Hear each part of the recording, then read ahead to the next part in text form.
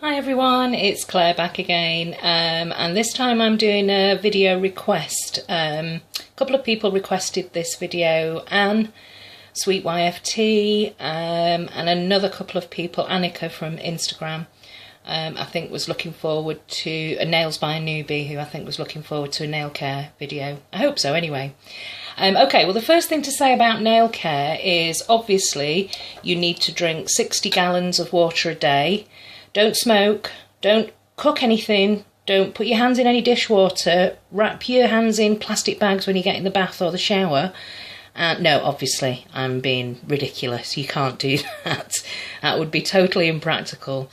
I mean, I do try to avoid opening boxes and parcels with my nails. I would tend to use a knife or something instead. So where possible, I try not to tend not to use the end of my fingertips as tools for picking at things. So that's probably a good tip that I can give you. The other thing to say is everybody's different. Everybody's got different genetics. I'm in my 40s, so the skin on my hands isn't as plump, unfortunately, as it used to be. So the best thing to do is, yes, drink plenty of fluids, but also make sure that you've got a damn good hand moisturiser, nail moisturiser. A bit of glitter there. I'm always covered in glitter.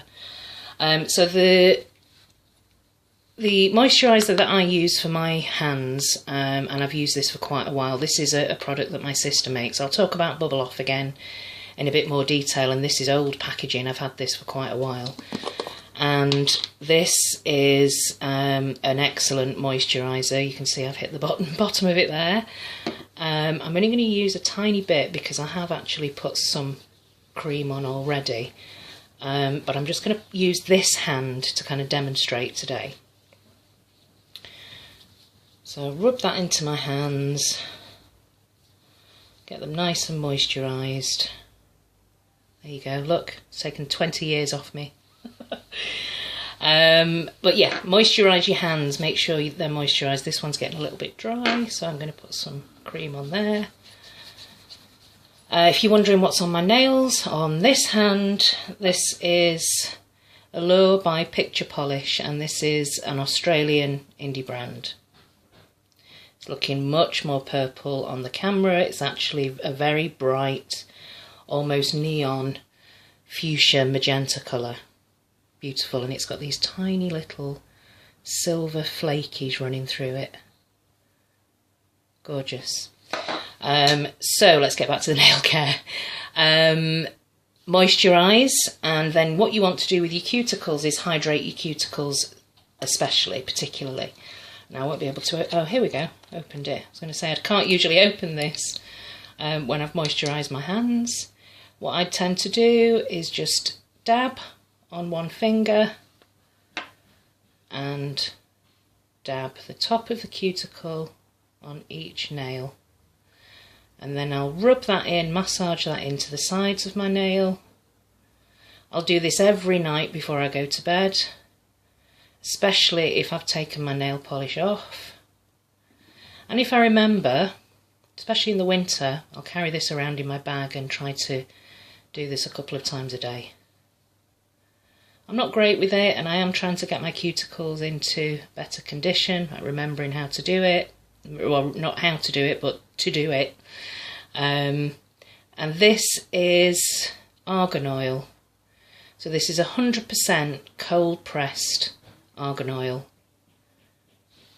And this is great for the skin and the hair and the cuticles especially. So I would rub that in. You can rub it all over, and once I've massaged the cuticles, I'll also rub a little bit into the nail bed. So you've got some natural oils in your nail bed, and you really don't want to dry that out. So you want to try and keep that hydrated as well, so that your nails grow a little bit stronger. Mine have definitely started growing stronger since I've used the argan oil.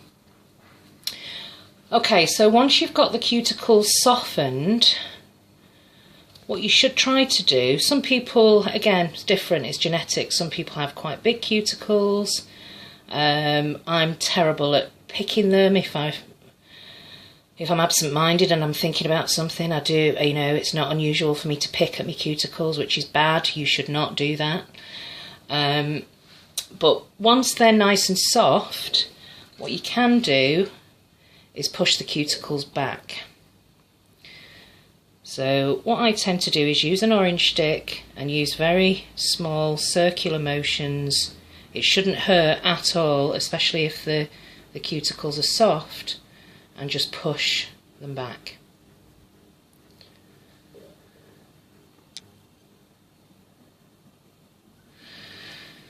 Okay, so you do that on all of them. Just small circular motions pushing that cuticle back in. Now what you'll find is there'll be little bits of dead cuticle like this. You can use a cuticle remover. I tend not to, and I used to do some terrible things actually. I used to get a nail clipper and just clip off. You shouldn't do that. You can get infections, and your nail can start growing really bumpy and wonky if you mess around with the cuticles. So you shouldn't do that.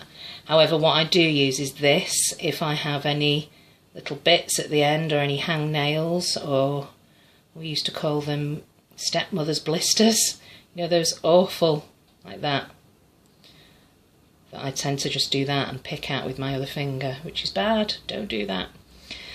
So I would use this to remove any of the little bits of dead cuticle and any hang nails. I tend to get quite dry skin here around the sides of my nails. There. But yeah, that's what I use. So orange stick and this. Again, this is just what I do.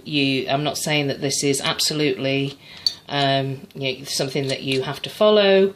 We're all different and we all like to use different things, but this is just to give you an idea of what I tend to do to try to look after my nails. So let's move the argan oil and the cuticle remover and the orange stick. And then the other thing that you need to do is file your nails. I tend to file my nails properly once a week, and any time that I see any snags or peels or breaks beginning, I try to just file them down before it gets too bad. And luckily I haven't had a split that goes right down, but I do tend to get quite a bit of peeling with my nails. So yeah, what I'm trying to do is keep them fairly straight at the moment. But you know, there are lots of different nail shapes. I just tend to prefer this one at the moment. I tend to round them off a little bit at the sides there because they can catch and pull and break. I think they call them, I think it's called a squoval nail shape, so a kind of mixture between square and oval. So you can use, this is a glass nail file. I have this in the bottom of my bag. I don't tend to use it very often because I just find it a bit too harsh. I prefer these foam sponge ones, so I would use this side to file down, and the rule is just to file in one direction. A bit like wood, so you're kind of not going against the grain. That's the best way to grow them, rather than saw like that. You know, try to do it in one direction. And this side here I would use just to kind of buff any snaggly bits. I wouldn't buff the nail bed because again you're removing those natural oils that you need to keep the nails healthy and for them to grow. You don't want to dehydrate the nails, the nail bed. So that's filing. The next thing I would talk to you about is treatments and base coats. So with the nail box that we get, that's a cuticle butter as well that my sister made at one point. That again, it's similar to the oil. Any cuticle oils and butters are going to be great for you, but I prefer the argan oil. Oh, it smells of lime actually, it's lovely. Okay, so treatments. There are lots of different treatments on the market. These are the ones that I tend to use at the moment. You can see this one's almost halfway through. This is Fill the Gap, so this is a ridge filling base coat. So if you've got lots of ridges on your nails, it helps to smooth that out. That's you can see I've used a fair amount of that. This is a Essie, so that's Essie, and this is Essie Grow Stronger. Again, a really good base coat. When I first started painting my nails, I thought, oh, I can skip that bit. I'm lazy and I like shortcuts. I won't bother with base coats. I think this is why, and now I'm struggling with things like this. You really need to use, base coats are important. In my opinion, base coats are important. They help to avoid the nail from staining, and it protects the nail from putting nail polish directly onto your nail bed. So these two I've used quite a bit. This one here as well is another ridge filling base coat. This is from Nail Apothecary. Again, a nail box edition. This is the last month's nail box edition. I've not used a great deal of this yet, but this is a nail quencher. So this is a treatment that you would use a couple of times a week, but it also acts as a base coat. And I'm also using this at the moment. You can see I've used quite a bit of that. This is the Barry M Super Mani 7-in-1 treatment, and so you get growth, strengthens, nourishes with argan oil, hydrates with vitamin E, and smooths the nail surface. So, yeah. It says twice weekly, but again, I paint my nails pretty much every day, so I would use one of these treatments daily as a base coat. Sometimes I might even double up on base coats. I'm a bit obsessed with base coats at the moment, so that's what I'm using for base coats. I would say when it comes to, the other thing that's important is when it comes to polish removal is acetone destroys your skin and your cuticles. It'll just dry it out completely. So if you can use something that's effective but acetone free, then I would say use it, go for it. I did a product review on this actually. This is the Nails Ink Express Remover. This retails at £8, but I actually found this yesterday on my haul in Wilkinson's. This is exactly the same, but it's the Essence version, and you actually get a little bit more. £8, £3, go figure. The only difference is the sponges in this are slightly softer. They're a little bit more abrasive in this one, but again, it's just as effective. I shall show you on this finger.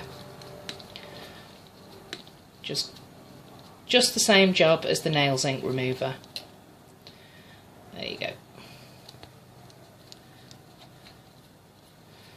A few seconds, spin it round, and there you go. So again, dry bits of cuticles there that I would use the cuticle remover, the orange sticks, push those cuticles back and get the oil on there.